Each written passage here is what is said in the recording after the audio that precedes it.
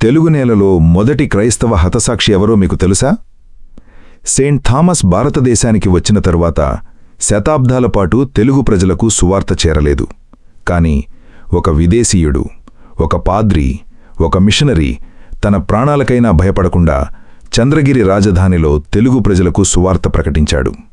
ఆయనే father Francisco Ricky, Telugu నేలలో మొదటి క్రైస్తవ హతసాక్షి. సెయింట్ థామస్ తరువాత పరిస్థితి.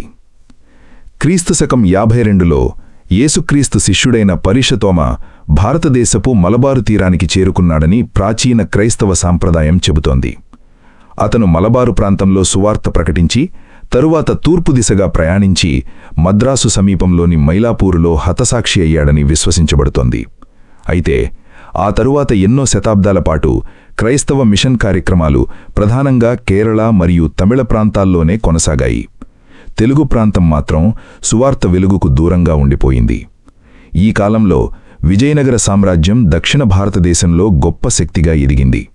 శ్రీకృష్ణదేవరాయల కాలంలో తెలుగు సంస్కృతి, సాహిత్యం, కళలు మహోన్నత స్థాయికి చేరాయి. చంద్రగిరి మరియు మిషనరీల ప్రవేశం. విజయనగర రాజధాని తరువాత చంద్రగిరికి మార్చబడింది. చంద్రగిరి కోట రాజకీయంగా మాత్రమే కాదు, విదేశీ సంబంధాలకు కూడా ముఖ్య కేంద్రంగా మారింది. ఈ సమయంలో యూరప్ నుండి వచ్చిన క్రైస్తవ మిషనరీలు రాజసభలో పరిపాలన, విద్య, భాషల విషయంలో సహాయం చేయడం ప్రారంభించారు. వారిలో ఒకరు ఫాదర్ ఫ్రాన్సిస్కో రిక్కీ.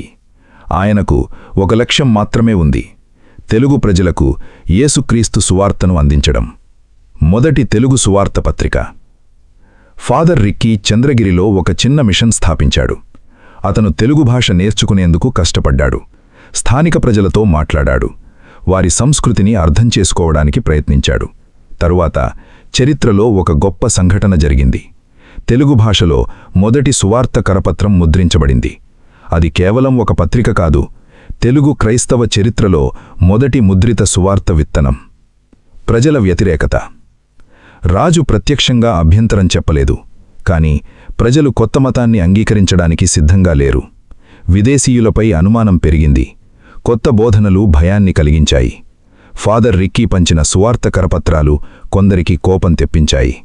సత్యాన్ని ప్రకటించడానికి వచ్చిన వ్యక్తి ఇప్పుడు ప్రమాదంలో ఉన్నాడు. అయినా ఆయన వెనుకడుగు వేయలేదు, భయపడలేదు, తన విశ్వాసాన్ని విడిచిపెట్టలేదు. తెలుగు నేలలో మొదటి క్రైస్తవ హతసాక్షి. చివరకు ఫాదర్ ఫ్రాన్సిస్కో రిక్కీ దారుణంగా హతమార్చబడ్డాడు. తెలుగు ప్రజలకు సువార్త అందించాలని వచ్చిన ఒక మిషనరీ తన ప్రాణాన్ని అర్పించాడు.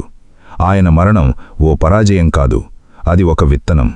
ఆ విత్తనం తరువాత తెలుగు నేలలో వేలాది విశ్వాసులుగా మొలకెత్తింది. ఫాదర్ రిక్కీ తెలుగు ప్రాంతపు మొదటి క్రైస్తవ హతసాక్షిగా చరిత్రలో నిలిచిపోయాడు. చివరిగా, ఈరోజు తెలుగు రాష్ట్రాల్లో కోట్లాది క్రైస్తవులు ఉన్నారు. చర్చీలు ఉన్నాయి. బైబిల్ ప్రతి ఇంటికి చేరింది. కాని ఈ ప్రయాణం వెనుక తమ ప్రాణాలను అర్పించిన హతసాక్షుల కథలు ఉన్నాయి. ఫాదర్ ఫ్రాన్సిస్కో రిక్కీ అలాంటి మరిచిపోయిన వీరుల్లో ఒకరు.